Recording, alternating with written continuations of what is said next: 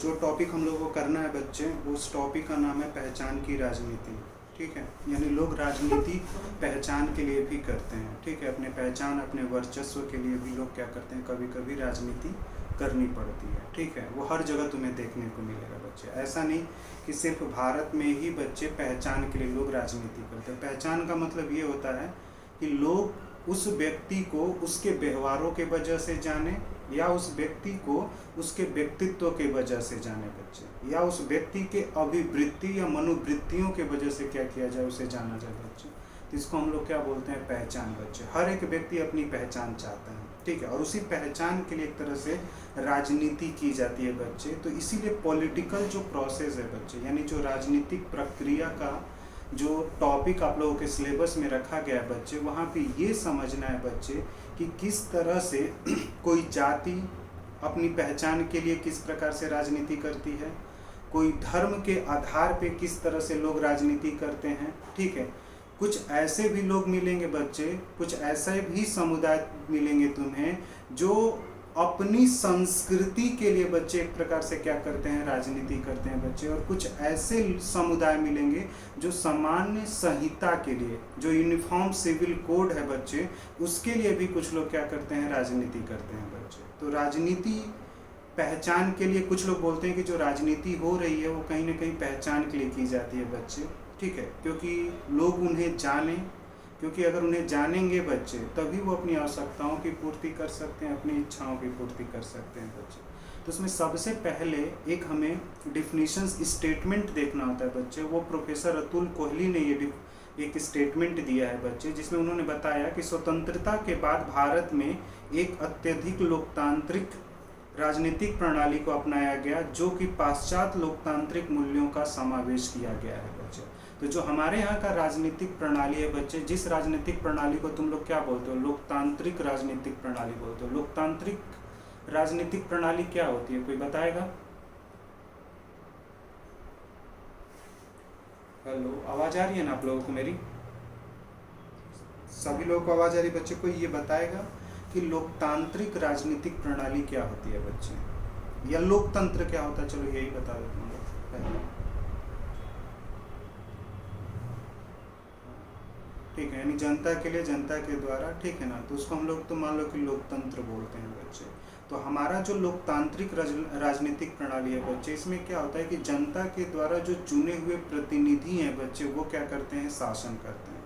तो हमारे यहाँ जितनी भी जातियाँ हैं बच्चे, ठीक है, या जितने भी समुदाय हैं, वो चाहते हैं कि हमारे समुदाय से कुछ लोग निकल कर शासन करने के लिए जाएं, तभी मेरी पहचान होगी बच्चे। ठीक है ना, चाहे वो जाति से निकल कर जाएं या किसी समुदाय से निकल कर जाएं, किसी धर्म विशेष से निकल कर जाएं, जो शासन करें, जिससे कि मुझे एक पहचान मिल सके बच्चे।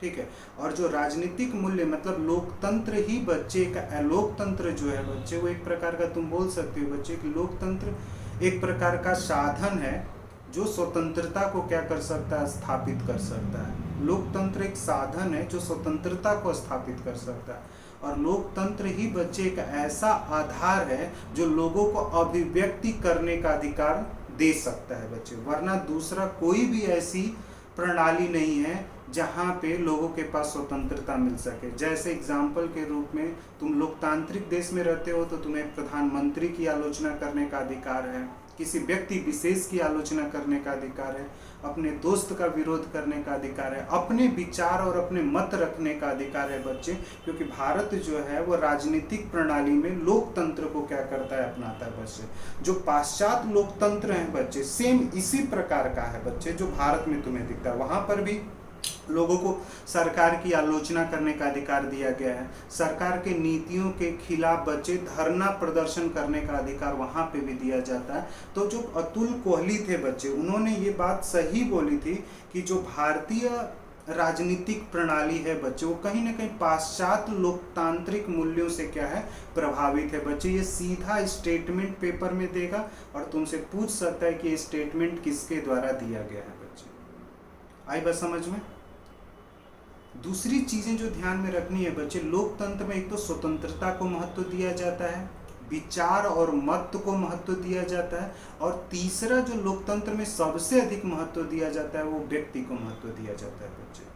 ठीक है, लोकतंत्र का जो केंद्र बिंदु होगा वो व्यक्ति होगा, क्योंकि हम स्वतंत्रता किसको देंगे? व्यक्ति को देंगे बच्चे। अपने विचार रखने का अधिकार किसको देंगे? व्यक्ति को देंगे बच्चे। तो आपको एक इस प्रकार की राजनीतिक प्रणाली विकसित करनी है जहाँ पे व्यक्ति केंद्र में होगा, व्यक्ति को मूल इकाई आपको मानना है, ठीक है, और उसे वो सारे अधिकार आपके राजनीतिक प्रणाली के द्वारा प्राप्त होने चाहिए जिससे कि वो व्यक्ति अपनी एक पहचान बना सके किसी भी क्षेत्र में, चाहे वो राजनीतिक क्षेत्र में उसकी पहचान बन जाए, या सामाजिक क्षेत्र में उसकी पहचान बन जाए, वह आर्थिक क्षेत्र में उसकी पहचान बन जाए, ठीक है, या एक फिलोसफर के रूप में उसकी पहचान बन जाए, या एक टीचर के रूप में उसकी क्या हो पहचान बन जाए। ये पहचान तभी बनेगी बच्चे जब किसी देश में राजनीतिक लोकतांत्रिक प्रणाली हो बच्चे।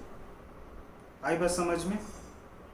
क्योंकि तुम्हें अगर अपनी पहचान एक बनानी है बच्चे, तो तुम्हें अगर अपनी एक पहचान बनानी है तो तुम अपनी पहचान तभी बना पाओगे बच्चे जब तुम्हें तुम्हारा परिवार क्या करे? अधिकार दे, तभी तुम अपनी पहचान बना सकते हो। अगर तुम्हारा परिवार तुम्हें शिक्षा का अधिकार ही नहीं देगा तो क्या तुम समाज में अपनी एक पहचान एक अध्यापक और एक टीचर के रूप में बना सकते हो, एक बिजनेसमैन के रूप में बना सकते हो? तो उसका आंसर है नहीं। कहीं ना कहीं पहचान बनाने के लिए मुझे अधिकारों की क्या होती है बच्चे? आवश्यकता होती है, ठीक है, और वो आवश्यकता वो अधिकार या तो मुझे परिवार से प्राप्त होता है या तो मुझे समाज से प्राप्त होता है। ये आपको ध्यान में रखना है। कभी भी अगर कोई क्वेश्चंस पूछे कि अधिकार क्या होते हैं तो सीधा बोलना है कि अधिकार वो स्थिति है जो समाज के द्वारा वैध की जाती है, ठीक है। कोई भी अधिकार अगर तुम्हें दिया जाता है करने के लिए तो उसकी वैधता जो होती है बच्चे वो समाज निश्चित करता है या देश का संविधान निश्चित करता है बच्चे। आई बात समझ में? और उन्होंने यही सिर्फ अतुल कोहली ने यही बोला कि लोकतांत्रिक राजनीतिक प्रणाली में व्यक्ति जो होगा वो मूल इकाई होगा।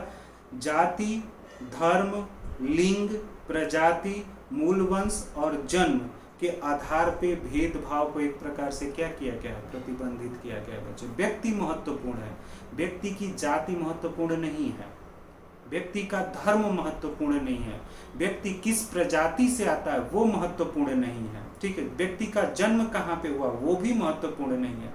लेकिन ये सैद्धांतिक रूप में इस तरह की चीजें बोली जाती है बच्चे। लेकिन कोई भी व्यक्ति है जब उसकी पहचान बनती है बच्चे तो उसकी पहचान के पीछे हो सकती है कि उसकी जाति का एक समर्थन हो, वो जिस धर्म से निकल कर आता है उस धर्म का समर्थन हो। तो एक प्रकार से इन आधारों को प्रतिबंधित तो किया गया है, लेकिन भारतीय राजनीति को अगर समझना है बच्चे तो कहीं ना कहीं तुम्हें जातिवाद को समझना पड़ेगा, धर्म को समझना पड़ेगा, प्रजाति को समझना पड़ेगा, जन्म स्थान का भी प्रभाव होता है बच्चे। ये कहीं ना कहीं तुम्हारे पहचान के लिए एक प्रकार से क्या होते हैं? महत्वपूर्ण कारक होते हैं बच्चे, ठीक है, जिसको आइडेंटिटीज पॉलिटिक्स में हम लोग क्या करते हैं? देखते हैं। अब जर्नलिस्ट जब आगे आओगे तो बोला तो गया है और संविधान में व्यवस्था भी कही गई है कि किसी भी व्यक्ति के साथ जाति, धर्म, लिंग, जन्म स्थान, नस्ल के आधार पे भेदभाव नहीं करना है। लेकिन सोचकर ये बताओ बच्चे कि क्या व्यवहारिक रूप में ये चीजें नहीं होती हैं? हाँ बच्चे, हाँ बच्चे, किसकी आवाज नहीं आ रही है? मेरी अभी आ रही है आवाज?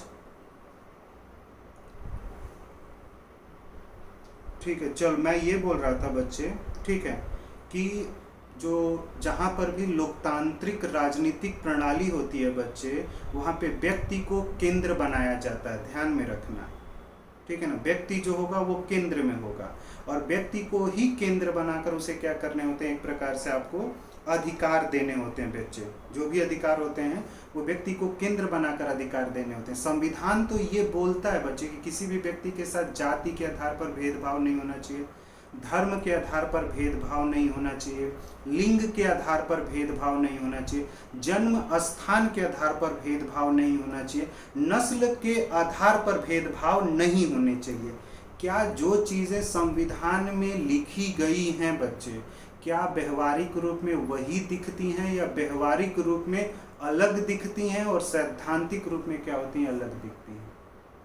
मैं ये जानना चाहता था बच्चे, मैं ये जानना चाहता था कि जाति का प्रभाव राजनीतिक प्रणाली में होता है या नहीं होता है, धर्म का राजनीतिक प्रणाली में प्रभाव है या नहीं है बच्चे, जन्म स्थान का प्रभाव होता है या नहीं होता है, लिंग का प्रभाव होता है या नहीं होता है, ये चीजें जर्नलिज्म में जानना चाहता था बच्चे आप लोगों से। जाति राजनीति को प्रभावित कर सकती है, कर सकती है, कोई एग्जाम्पल?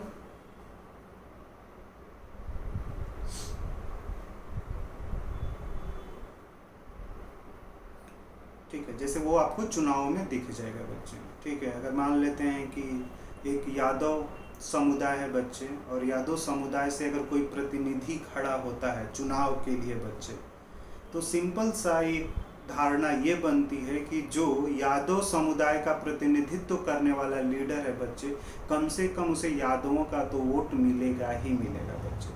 पिछड़ी जाति से अगर कोई कैंडिडेट चुनाव में खड़ा होता है बच्चे, तो उसका सिंपल सा अर्थ बनता है कि कहीं ना कहीं पिछड़ी जाति के लोग क्या करेंगे, उस व्यक्ति को क्या करेंगे, वोट देते हैं बच्चे। लेकिन कहा जाता है कि राजनीति में जाति का उपयोग नहीं होना चाहिए, राजनीति में धर्म का उपयोग नहीं होना चाहिए, राजनीति में नस्ल का उपयोग नहीं होना चाहिए। लेकिन तुम व्यवहारिक रूप में देखते हो बच्चे कि जो राजनीति होती है बच्चे, उस राजनीति में कहीं ना कहीं जाति का भी उपयोग हो रहा है, धर्म का भी उपयोग हो रहा है, नस्ल का भी लोग उपयोग कर रहे हैं, और लिंग का भी क्या किया जा रहा है, उपयोग किया जा रहा है राजनीतिक सत्ता और राजनीतिक शासन को प्राप्त करने के लिए। यही पॉलिटिकल प्रोसेस में हमें समझना होता है बच्चे।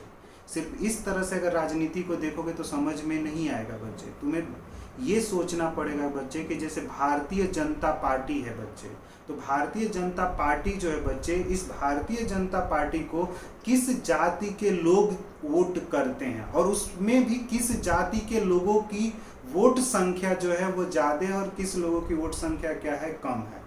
और कहीं न कहीं भारतीय जनता पार्टी या फिर अन्य कोई भी क्षेत्रीय जो पार्टी होती है बच्चे, वो कहीं न कहीं राजनीतिक सत्ता को प्राप्त करने के लिए जाति जैसे चीज़ों का, धर्म जैसी चीज़ों का, जन्म स्थान, लिंग जैसी चीज़ों का, प्रजाति जैसी चीज़ों का एक प्रकार से क्या करते हैं, उपयोग करते हैं। जबकि संविधान तो बोलता है कि नहीं करना चाहिए। आई बात समझ में बच्चे? तो ये इसी चीज़ को मैं समझा रहा था कि अगर भारतीय राजनीति को बेहतर तरीके से समझना है बच्चे, तो भारतीय समाज की संरचना को क्या करना पड़ेगा, तुम्हें समझना पड़ेगा। और भारतीय राज्य की जो संरचना है बच्चे, वो जाति पर आधारित एक संरचना है परंपरागत रूप में। ठीक है, अपने लोग जाति से बाहर नहीं निकल पाते हैं, भले ही वो कितने ही आधुनिक क्यों न हो जाएं, उनकी सामाजिक और आर्थिक स्थिति क्यों न ही बहुत मजबूत हो जाए, लेकिन क्या वो अपनी जाति से बाहर निकल पाता है? अगर शहर में है तब तो कोई दिक्कत नहीं है, ठीक है ना। लेकिन जब वो अपने गांव या अपने जिस क्षेत्र से वो आता है, वहाँ पे कहीं न कहीं उसकी जाति जो है उसे क्या करती है, प्रभावित करती है। और जाति का बच्चे राजनीति में बड़ा निर्णायक एक प्रभाव देखा जाता है बच्चे। आई बात समझ में? और ये रजनी कोठारी का स्टेटमेंट है बच्चे, जिन्होंने बोला था कि अगर भारतीय समाज को समझना है बच्चे, ठीक है, भारतीय राजनीति को समझना है, तो भारतीय राजनीति को समझने के लिए पहले तो वहाँ की जाति को समझना क्या हो जाएगा, आवश्यक होगा बच्चे। हाँ बच्चे बोल, हेलो हेलो हेलो, हाँ बच्चे बोलो, किसी को पूछना है कुछ तो? समझ में आया मैंने जो चीज़ें बोली? ठीक है, रीचा समझ में आ रहा है बच्चे? रीचा समझ में आ रहा है? ठीक है, दीपा बच्चे समझ में आ रहा है कुछ कि नहीं? ठीक है बच्चे, नेक्स्ट आओगे तो संविधान में जैसे जर्नलिस्ट हम बात करते हैं, धार्मिक स्वतंत्रता का अधिकार प्रदान किया गया है बच्चे। हमारे संविधान में धार्मिक स्वतंत्रता का क्या किया गया, अधिकार प्राप्त किया गया, ठीक है। और बोला जाता है कि धर्म का राजनीति में उपयोग नहीं होना चाहिए। लेकिन आगे जब मैं पढ़ाऊंगा बच्चे तो तुम देखोगे कि धर्म का राजनीति में एक प्रकार से क्या किया जाता है, उपयोग किया जाता है, और धर्म में राजनीति का एक प्रकार से क्या हो रहा है, उपयोग हो रहा है बच्चे। एक चीज़ ये आती है बच्चे कि जैसे संविधान में पंथ निरपेक्ष शब्द जोड़ा गया है ना, पंथ निरपेक्ष, जिसको तुम लोग सेकुलर बोलते हो इंग्लिश में। तो जो पंथ निरपेक्ष शब्द है बच्चे, ये कब संविधान में जोड़ा गया और किस वर्ष में जोड़ा गया? 42वें संविधान संशोधन के द्वारा 1976 में जोड़ा गया। अब मैं ये जानना चाहता हूँ बच्चे, उससे पहले जब तक पंथ निरपेक्ष शब्द नहीं जोड़ा गया था बच्चे, संविधान के किस अनुच्छेद को देखने से ये पता चलता था बच्चे कि भारत में एक प्रकार से धार्मिक अधिकार प्राप्त किया गया है और भारत में धर्मनिरपेक्षता जैसी चीजें हैं? वो तो पंथ निरपेक्ष जब जोड़ दिया गया तो सीधा पता चल गया कि एक प्रकार से पंथ निरपेक्ष शब्द क्या किया गया, जोड़ने से पता चला कि भारत एक पंथ निरपेक्ष एक सेकुलर राष्ट्र है। जब तक ये शब्द नहीं जोड़ा गया था बच्चे भारतीय संविधान में, तब हमें संविधान के किस सेक्शन को पढ़ने से या संविधान के किस आर्टिकल को पढ़ने से या संविधान के किस आर्टिकल को समझने से ये पता चलता था बच्चे कि जो संविधान है, जो भारतीय संविधान है, उसमें कहीं ना कहीं धर्मनिरपेक्षता है।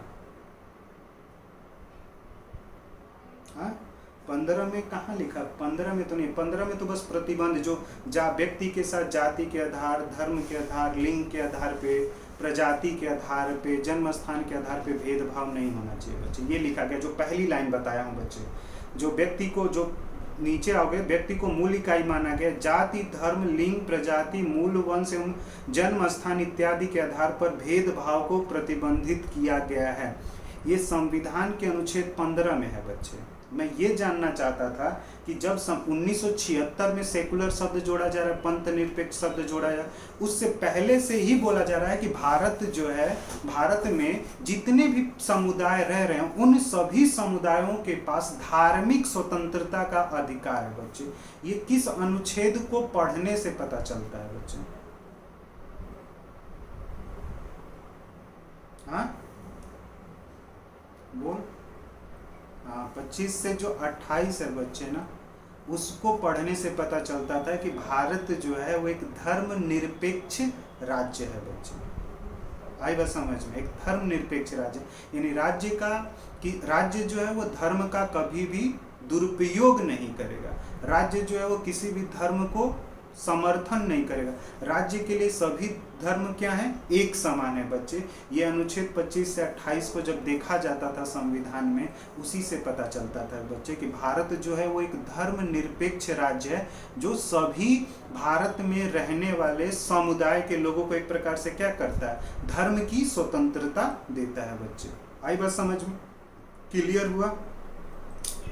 लेकिन पंथ निरपेक्षता जैसी चीजें रखने के बाद भी बच्चे, भारतीय जो समाज है वो कहीं न कहीं धर्म के आधार पे विभाजित नहीं है। समाज, हमारा जो समाज है वो धर्म के आधार पे विभाजित नहीं है। हमारा जो समाज परंपरागत रूप से विभाजित जो है बच्चे, वो किस आधार पे विभाजित है? जाति के रूप में। हमारे यहाँ धर्म को लेकर किसी के साथ भेदभाव लोग नहीं करते हैं, लेकिन जाति के आधार पर तुम्हें भेदभाव दिख जाएगा बच्चे। उच्च जाति के लोग निम्न जाति के लोगों से क्या कर देंगे? भेदभाव कर देंगे। हिंदू समुदाय है तो हिंदू समुदाय में सभी लोग हिंदू धर्म को ही अपनाने वाले हैं, लेकिन क्या हिंदू धर्म को अपनाने वाले हिंदू समाज में क्या उनके साथ धर्म के आधार पर भेदभाव होता है? नहीं। उनके साथ जो भेदभाव हो रहा है वो किस आधार पे हो रहा है? जाति के आधार पे।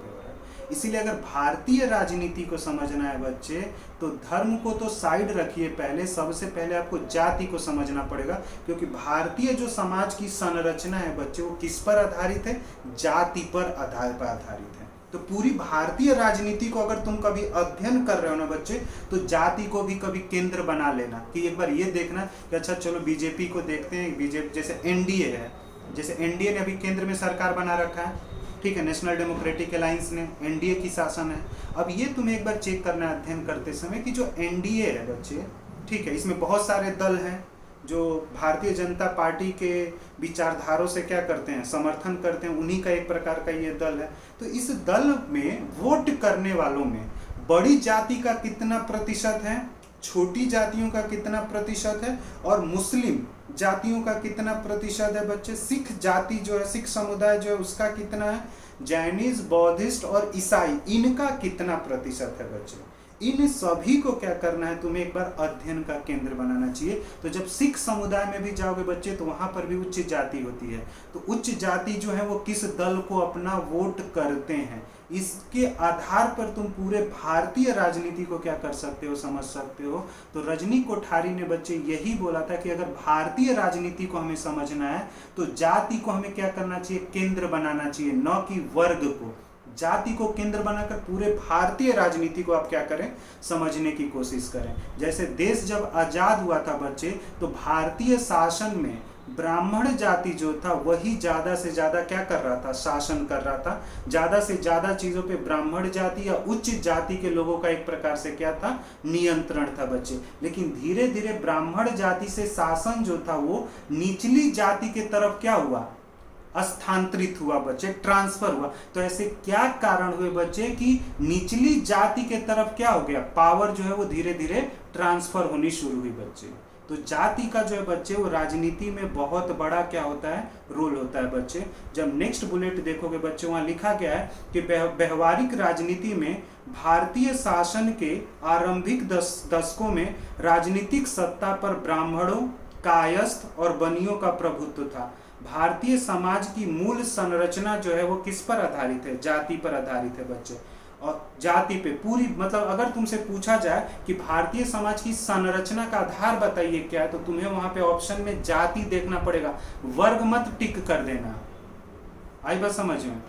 कुछ लोग वर्ग को भी आधार बनाकर मतलब अध्ययन करते हैं, लेकिन अगर भारतीय समाज का अच्छा एक अध्ययन करना है, व्यापक अध्ययन करना है, समग्र अध्ययन करना है बच्चे, तो जाति को हमें क्या करना चाहिए, आधार बनाना चाहिए। और इसी जाति पर आधारित है भारतीय संरचना। इसी चीज को लेकर बच्चे, एक विचारक है, एक स्कॉलर है, पॉल ब्रॉस ने बोला कि व्यवहारिक रूप में राजनीतिक सत्ता पर जाति का निर्णायक प्रभाव हुआ। हम बोल सकते हैं कि बच्चे व्यवहारिक रूप में जो राजनीतिक सत्ता है बच्चे, उस राजनीतिक सत्ता पे कहीं न कहीं जाति का एक निर्णायक प्रभाव है बच्चे। अगर राजनीतिक सत्ता उन्हीं लोगों को प्राप्त होगी जिसको एक बहुत बड़ी जाति का क्या मिल जाए बच्चे, समर्थन मिल जाए। ठीक है, जैसे यूपी में अगर मायावती का शासन आया था बच्चे, मायावती ने यूपी में एक बार मायावती का शासन आया बच्चे, तो यूपी में जब मायावती का शासन आया बच्चे, तो उनको समर्थन करने वाले जो दलित जाति थी बच्चे, जो निम्न जाति थी, उनका सबसे बड़ा एक क्या था, समर्थन था मायावती को शासन में लाने के लिए बच्चे। तो कहीं ना कहीं जातियां जो है बच्चे वो राजनीतिक सत्ता को दिलाने में एक प्रकार से क्या करती है, मदद करती है। तो अगर किसी व्यक्ति को राजनीतिक सत्ता प्राप्त हो रहा है बच्चे, राजनीतिक शासन प्राप्त हो रहा है और वो जाति के वजह से प्राप्त हुआ, तो जाति का अध्ययन होना चाहिए या नहीं होना चाहिए, होना चाहिए। इसीलिए बच्चे जब भी पॉलिटिकल साइंस में अध्ययन किया जाता है तो वहाँ पे जाति को एक प्रकार से हम लोग क्या बनते हैं, केंद्र बनाते हैं। और जाति जो है बच्चे वो राजनीतिक सत्ता को प्रभावित करती है। तुमको क्या लगता है, दिल्ली में जो सरकार बनती है ना, उसमें यूपी और बिहार में जो पिछड़ी जाति के लोग हैं बच्चे, उनका बहुत बड़ा योगदान है दिल्ली में सरकार बनाने में। आई बात समझ में।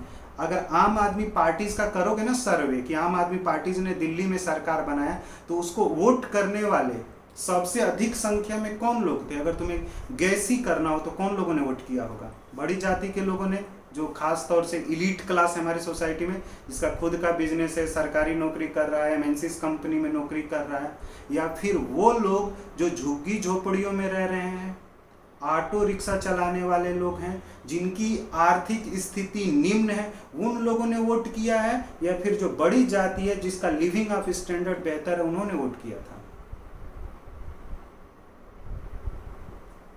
बताओ। जो पूछा वो समझ में नहीं है क्या आप लोगों को? फिर हाँ, मतलब किसका होगा, अगर तुम्हें अगर लगाना हो, जैसे तुम लोग भी न्यूज़पेपर पढ़ते हो, न्यूज़ सुनते हो, तो उसमें किन लोगों ने सबसे अधिक उसको वोट किया होगा? हाँ, निम्न वर्ग या जो निम्न इनकम आय थी बच्चे, जिनकी निम्न आय के स्रोत थे बच्चे, और उस निम्न आय के स्रोत में तुम एक बार जातियों को निकालो तो तुम्हें खुद ही अनुमान लग जाएगा कि कहीं ना कहीं भारत में सरकार बनाने में या सरकार को गिराने में जातियों का बहुत बड़ा योगदान होता है बच्चे। आई बात समझ में? जातियों का बहुत बड़ा योगदान होता है भारत में सरकार बनाने के लिए और सरकार को गिराने के लिए बच्चे। आई बात समझ? इसीलिए जाति की भूमिका बहुत महत्वपूर्ण हो जाती है भारतीय राजनीतिक प्रणाली में, भारतीय लोकतंत्र में बच्चे। और जो भारत में जाति है ना बच्चे, वो प्रेशर ग्रुप के तरह से काम करता है, दबाव समूह के तरह से। क्या होता है दबाव समूह? प्रेशर ग्रुप, दबाव समूह, सुना है ना नाम आप लोगों ने प्रेशर ग्रुप का? क्या होता है, क्या करते हैं ये लोग? ये लोग राजनीतिक सत्ता के लिए प्रतिस्पर्धा करते हैं, जो दबाव समूह वाले होते हैं बच्चे, या फिर जनता की इच्छाओं के लिए सरकार के ऊपर के लिए सरकार पे दबाव बनाते हैं। ठीक है, तो कोमल ने बोला कि जनता की इच्छाओं के लिए जो होता है बच्चे, वो दबाव समूह जो है वो जनता की इच्छाओं के लिए सरकार के ऊपर क्या करता है, दबाव बनाता है बच्चे। तो जो जाति है ना बच्चे, वो एक प्रकार से भारत में क्या है, दबाव समूह है बच्चे। जातियों ने सरकारों के ऊपर क्या किया, दबाव बनाया, और दबाव बना के अपने अधिकारों को क्या किया था, प्राप्त किया था बच्चे।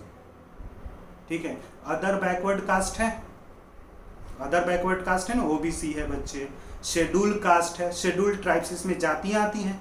इन जातियों ने जब सरकार के ऊपर दबाव बनाया होगा बच्चे, तभी तो इनको आरक्षण प्राप्त हुआ, सामाजिक और शैक्षणिक आरक्षण प्राप्त हुआ। क्या लगता है कि तुम्हें अगर ये दबाव नहीं बनाते तो इनको सामाजिक और शैक्षणिक अधिकार प्राप्त हो पाते, आरक्षण प्राप्त होते? उसका आंसर था नहीं बच्चे। सिर्फ ये देखकर नहीं, क्योंकि इन्होंने एक प्रकार से दबाव बनाया, दबाव बनाते हुए इन्होंने बोला कि हमारा राजनीति में एक तो प्रतिनिधित्व कम है बच्चे, सामाजिक क्षेत्रों में भी हमारा प्रतिनिधित्व कम है, और आर्थिक क्षेत्रों में भी हमारा क्या है, प्रतिनिधित्व कम है। इसलिए हर जगह पे हमारा क्या होना चाहिए, प्रतिनिधित्व होना चाहिए। इसलिए आप हमें क्या करें, आरक्षण दें। और जिस दल ने इनके आरक्षण की बातों का समर्थन किया, उस दल को इस समुदाय के या इस जाति के लोगों ने क्या किया था, वोट दिया था बच्चे। तो भारत में जो जातियां थी ना बच्चे, वो दबाव समूह की तरह से क्या कर रही थी, कार्य कर रही थी। ये तुम्हें क्या करना है, ध्यान में रखना है। आई बात समझ में?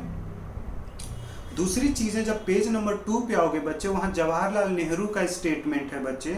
जवाहरलाल नेहरू ने बोला कि आने वाले समय में भारतीय राजनीतिक व्यवस्था में जाति का महत्व गौण हो जाएगा।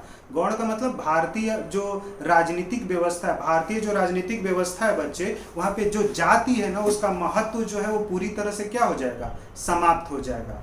कैसे समाप्त हो जाएगा? उन्होंने बोला कि हम क्या करें, हाँ, समाप्त हो जाएगा। मतलब जाति जैसी चीज़ों को कोई ये नहीं बोलेगा कि मैं इस जाति का हूँ। जैसे लोग लगाते हैं, तुम जब भी देखोगे, जैसे यूपी में जाओगे तो यादव लगाया जाएगा, ठाकुर लगाएगा, छत्री लगाएगा, वैश्य लगाएगा, इस तरह से लोग अपने लगाते हैं गाड़ियों के आगे, कहीं ना कहीं इस तरह की चीज़ों को वो शो कराते हैं कि हम इस जाति से क्या होकर निकल कर आते हैं बच्चे।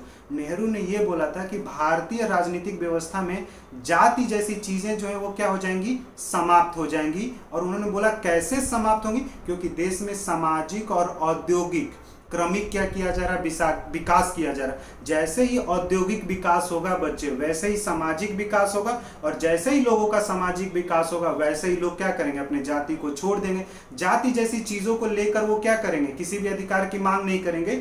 वो जो मांग करेंगे बच्चे, वो किसको आधार बनाकर मांग करेंगे, विकास को मांग बनाकर क्या करना शुरू करेंगे, मांग करना शुरू करेंगे बच्चे। यानी विकास को ही आधार बनाएंगे हर एक चीज के लिए बच्चे। लेकिन नेहरू की ये बात क्या हो गई, गलत साबित हो गई बच्चे। नेहरू ने बोला कि औद्योगिक विकास और सामाजिक विकास के साथ जाति जैसी चीजें क्या हो जाएंगी, समाप्त हो जाएंगी। लेकिन व्यवहारिक रूप में जाति जैसी चीजें समाप्त नहीं हुई। आज भी राजनीति में बच्चे जाति जैसी चीजें जो हैं वो क्या करती हैं, राजनीति को प्रभावित करती हैं निर्णय लेने में बच्चे। ये तुम्हें समझना है। अब तुमसे पेपर में सीधा ये स्टेटमेंट पूछ लेगा कि किस विचारक ने ये बोला था कि राजनीतिक व्यवस्था में जातियों का महत्व गौण हो जाएगा, क्योंकि देश के क्रमिक औद्योगिक एवं सामाजिक विकास के परिणाम स्वरूप व्यक्ति का महत्व होगा, जाति का महत्व नहीं होगा। लेकिन व्यवहारिक रूप में ऐसा नहीं हुआ। ये स्टेटमेंट पूछा जाएगा तुमसे कि स्टेटमेंट किसके द्वारा दिया गया था बच्चों। तो वहाँ पे जर्नलिस्ट ध्यान में रखना है कि जो स्टेटमेंट दिया जा रहा है, ये स्टेटमेंट किसने दिया था बच्चे, तो ये स्टेटमेंट नेहरू जी के द्वारा दिया गया। जाति का महत्व नहीं होगा, व्यक्ति का। आज भी बच्चे जाति का ही महत्व हो जाता है, व्यक्ति को तो लोग महत्व देते ही नहीं है। तुम कितने भी अमीर हो जाओ बच्चे, लेकिन एक तुम रूढ़िवादी जब समाज में जाओगी ना, तो तुमसे सीधा पूछ लिया जाएगा बच्चे, ठीक है, कि आप किस जाति से आती हैं। आपको तो जैसे लड़कियां हैं, ठीक है, कल को टीचर हो जाएं, अच्छा वो पढ़ा रही हैं, ठीक है, देश दुनिया में घूम घूम कर पढ़ा रही हैं, लेकिन उसके बाद भी वो जिस महिला समाज से निकल कर आती है ना, वही महिला समाज क्या कर देगा, आलोचना कर देगा। बताओ ये महिला घर छोड़कर ना इधर उधर क्या कर रही हैं, घूम रही हैं बच्चे। तो ये चीज़ें जर्नलिस्ट जो है बच्चे, यानी कहीं ना कहीं एक लिंग जो है बच्चे, वो लिंग का भी बहुत बड़ा क्या होता है, एक प्रकार से रोल होता है बच्चे। इन चीज़ों को समझना, आई बात समझ में। तो जाति जो है बच्चे, वो कहीं ना कहीं भारतीय राजनीति को प्रभावित करता है। आप कितना भी विकसित हो जाओ बच्चे, ठीक है, तुम्हारे पास खूब पैसा आ जाए, क्या तुम अपनी जाति से अपने आप को बाहर निकाल पाओगे? नहीं निकाल पाते हैं।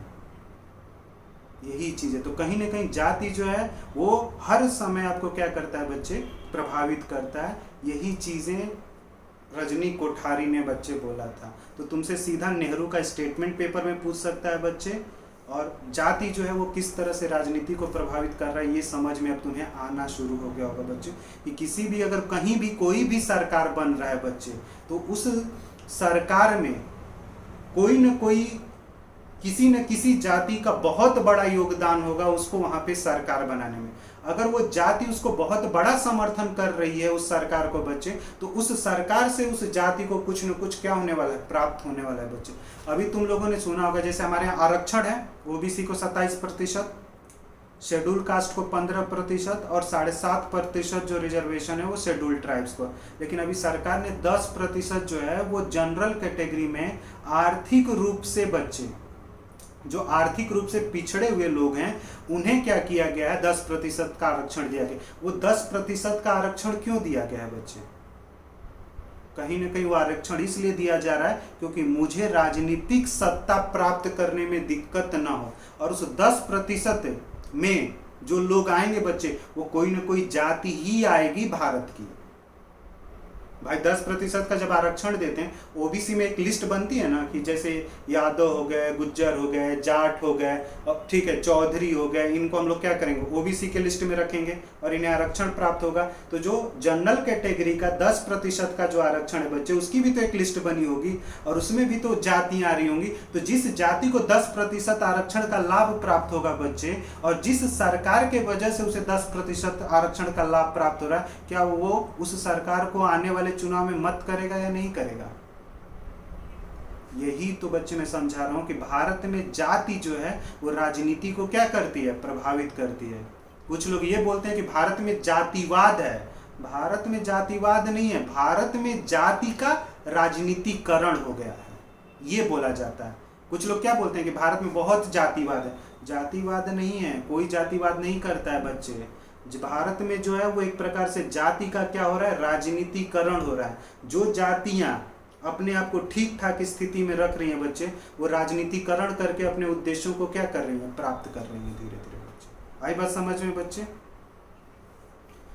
नीचे आओगे बच्चे, पाल आर ब्रास ने भी एक स्टेटमेंट दिया था। पाल आर ब्रास के अनुसार भारतीय संविधान में अनुसूचित जाति जनजाति के लिए आरक्षण का स्पष्ट प्रावधान किया गया। दलितों के प्रमुख नेता जगजीवन राम, पंडित जवाहरलाल नेहरू मंत्रिमंडल में प्रभावी भूमिका में थे। तब भी भारत में सभी को समान मताधिकार प्राप्त होने के बाद भी जमींदारी उन्मूलन एवं हरित क्रांति के बाद पिछड़ी जातियों का महत्व निर्णायक रूप में बढ़ा। जब हम सभी लोगों को बच्चे मंत्रिमंडल में जगह दे रहे हैं, आरक्षण दे रहे हैं, तो फिर पिछड़ी जातियों का प्रभाव तो बढ़ना ही नहीं चाहिए। यानी कहने का मतलब यह है कि पिछड़ी जातियों को महत्व दिया ही नहीं गया, इसलिए पिछड़ी जातियों का क्या हुआ बच्चे, महत्व बढ़ना शुरू हुआ। संविधान में शेड्यूल कास्ट को जगह दे दिया गया, शेड्यूल ट्राइब्स को जगह दे दिया गया। जनरल कैटेगरी की स्थिति बेहतर थी, लेकिन जनरल और शेड्यूल कास्ट के बीच में जो लोग थे बच्चे, वो पिछड़ी जाति के लोग थे। उनके अधिकारों के बारे में किसी ने बात नहीं किया। तो पिछड़ी जाति के जो लोग थे बच्चे, वो धीरे धीरे राजनीति को क्या करना शुरू किए, प्रभावित करना शुरू किए बच्चे। धीरे धीरे राजनीति को प्रभावित करना शुरू किए। और नीचे जब आओगे बच्चे, पिछड़ी जाति के लोगों को लामबद्ध करने में, मतलब एक करने में जिनका सबसे बड़ा योगदान है बच्चे, एक तो आता है राम मनोहर लोहिया का नाम, और दूसरा चौधरी चरण सिंह। चौधरी चरण सिंह ने किसानों को एक साथ कर लिया, और राम मनोहर लोहिया जो थे वो क्या कर दिए, पिछड़ी जातियों को एक साथ किए। और इन सभी ने मिलकर बच्चे जनता पार्टी बनाया था। 76 के बाद जब इमरजेंसी समाप्त हुई और 78 में जब इलेक्शन हुए बच्चे, तो 78 का जो इलेक्शन था बच्चे, 78 का 78 में जो चुनाव हुए थे, उस चुनाव में जनता पार्टी को बच्चे सबसे अधिक जो मत प्राप्त हुआ था, और जिस जाति के लोगों ने सबसे अधिक मत जनता पार्टी को दिया था वो पिछड़ी जाति के लोग थे। और पिछड़ी जाति के द्वारा अगर जनता पार्टी के लोग सरकार में आ जाते हैं बच्चे, तो जनता पार्टी के लोगों को क्या पिछड़ी जाति के लोगों के लिए कार्य करना चाहिए या नहीं करना चाहिए? तो पिछड़ी जाति के लिए कार्य करने में ही बच्चे जनता पार्टी ने क्या किया था, मंडल कमीशन की क्या की थी, स्थापना की थी बच्चे। मंडल आयोग बनाया गया था, और जो मंडल आयोग बना था बच्चे, ठीक है ना, वो 1968-69 में बना। और मंडल आयोग की जो सिफारिशें थी बच्चे, ठीक है, और उस सिफारिशों में किसको महत्व दिया गया था, अन्य पिछड़े वर्ग को बच्चे। जिन पिछड़ी जाति के लोगों का कोई महत्व नहीं था, 78 और 89 के चुनाव में उनके महत्व को बढ़ा दिया जाता है, और जनता पार्टी के द्वारा मंडल आयोग बनाया जाता है। और मंडल आयोग के द्वारा ये बोला जाता है कि सामाजिक और आर्थिक रूप से, एक प्रकार से सामाजिक शैक्षणिक रूप से एक प्रकार से अदर बैकवर्ड कास्ट के लोग क्या हैं, पिछड़े हुए हैं, इसलिए इन्हें 27% का क्या मिलना चाहिए, आरक्षण मिलना चाहिए। लेकिन क्या हो गया, 89 में सरकार ही बाहर हो गई। जब बाहर हो गई तो वापस इंदिरा गांधी सरकार आई बच्चे, तो उसने क्या कर दिया, इस मंडल कमीशन के आयोग को क्या कर दिया, किनारे कर दिया। लेकिन जैसे ही बच्चे इंदिरा गांधी की हत्या होती है और उसके बाद से राजीव गांधी प्रधानमंत्री बनते हैं, और उससे पहले विश्वनाथ प्रताप सिंह बीच में आते हैं बच्चे, कुछ समय के लिए प्रधानमंत्री बनते हैं। वो क्या कर देते हैं, 90 में मंडल आयोग की सिफारिशों को लागू कर देते हैं। और मंडल आयोग की सिफारिशों को उन्होंने लागू क्यों किया था, क्योंकि पिछड़ी जातियों को अगर नौकरियों में जगह मिल जाएगा, शिक्षा में जगह मिल जाएगा, तो विश्वनाथ प्रताप सिंह को बच्चे चुनाव में पिछड़े वर्ग का क्या प्राप्त हो जाएगा, वोट प्राप्त हो जाएगा बच्चे। तो कहीं ना कहीं जाति का राजनीतिकरण हुआ या नहीं हुआ? तो लोग बच्चे जाति का इस प्रकार से क्या करते हैं, राजनीति करते हैं। क्यों राजनीतिकरण करते हैं? क्योंकि उन्हें कहीं ना कहीं शक्ति प्राप्त करना है और सत्ता प्राप्त करना है। और एक चीज ध्यान में रखना बच्चे, 1960 में जो चुनाव हुए थे, वहां 9 राज्यों में गैर कांग्रेसी सरकारों का निर्माण हुआ था, और उनमें पिछड़ी जातियों की क्या थी, मेन भूमिका थी बच्चे। इसीलिए जब पेज नंबर 3 पे आओगे बच्चे, तो रजनी कोठारी की मान्यता सत्य प्रतीत होती है, जहां पर उन्होंने बोला था कि भारत में जातिवाद नहीं अपितु जातियों का क्या हुआ है, राजनीतिकरण हुआ। ये सीधा स्टेटमेंट पेपर में पूछे जाते हैं बच्चे कि ये किस विचारक के द्वारा बोला गया है कि भारत में जातिवाद नहीं अपितु जातियों का राजनीतिकरण हुआ है। तो वहां पे ऑप्शन में तुम्हें रजनी कोठारी को क्या करना पड़ेगा, टिक करना पड़ेगा। पॉलिटिक्स इन इंडिया उनकी बुक्स है बच्चे, ठीक है। और जहां पे उन्होंने कांग्रेस सिस्टम का क्या किया था, अध्ययन किया था बच्चे, ठीक है ना, कांग्रेस सिस्टम का, ठीक है। क्योंकि अगर तुम देखोगे, ठीक है ना, लगभग तुम मानकर चलो कि 67-68 तक केंद्र में और राज्यों में सिर्फ कांग्रेस का ही बच्चे क्या था, शासन था बच्चे, ठीक है, कांग्रेस का ही शासन तुम्हें मिलेगा। अब रजनी जो कोठारी है बच्चे, उनकी मान्यताएं क्या हैं, ये अब हम समझेंगे बच्चे। यहां तक समझ में आया आप लोगों को कि किस तरह से जाति का राजनीतिकरण हो रहा है। अगर कोई तुमसे बोलता है कि भारत में तो जातिवाद बहुत अधिक है, कहना कि भारत में जातिवाद नहीं है। अगर भारतीय समाज को अगर आपको समझना है बच्चे, तो जाति को आधार बनाकर ही पूरी तरह से भारतीय समाज को समझ सकते हैं। भारत में जातिवाद नहीं है, जाति का राजनीतिकरण कर दिया गया। इस वजह से आपको क्या करता है, भारत में जातिवाद दिखता है, वरना भारत में जातिवाद नहीं है। एक जाति दूसरी जाति को थोड़ी समर्थन करने लगती है। भारत में अगर एक जाति दूसरी जाति को समर्थन कर रही है तो वो राजनीति के वजह से कर रही है, क्योंकि राजनीति के द्वारा उसे कुछ न कुछ चीजें क्या होंगी बच्चे, प्राप्त होंगी बच्चे, ठीक है। पॉलिटिक्स इन इंडिया, और तुम लोग की बुक की एक लिस्ट भी मैंने दी है बच्चे, उसमें भी उनकी बुक का नाम है बच्चे, ठीक है। ठीक है, ये पहले व्यक्ति हैं बच्चे, ये भी ध्यान में रखना। रजनी कोठारी जो वो हल्के फुल्के कोई स्कॉलर नहीं है बच्चे, इनको बहुत मतलब एक तरह से बहुत बड़े विद्वानों में रखा जाता है बच्चे, जिन्होंने भारतीय राजनीति के अध्ययन के तरीके को क्या कर दिया था, इन्होंने बदल दिया था। पहले भारतीय राजनीति का अध्ययन वर्ग को केंद्र बनाकर अध्ययन किया जाता था बच्चे। रजनी कोठारी पहले व्यक्ति हैं बच्चे जिन्होंने जाति को आधार बनाकर भारतीय राजनीति को और भारतीय लोकतंत्र को समझने में क्या किया था, मतलब समझने में एक प्रकार से जाति का उपयोग किया था। भारतीय समाज में अगर लोकतंत्र है बच्चे तो कहीं ना कहीं जाति के वजह से, भारत में जातियों का लोकतांत्रिकरण हो गया बच्चे। आई बात समझ में? भारत में अगर लोकतंत्र है बच्चे वो वर्ग के वजह से नहीं है, जातियों के वजह से। जातियों को लगा कि नहीं, हमें लोकतांत्रिक मूल्य मिलने चाहिए और हमें लोकतांत्रिक मूल्यों को क्या करना चाहिए, एक प्रकार से अपनाना चाहिए बच्चे। क्लियर हुआ बच्चे? एक बार मैं कॉल कट करूंगा बच्चे, फिर से दोबारा कॉल मिला रहा हूं मैं। ठीक है बच्चे सब।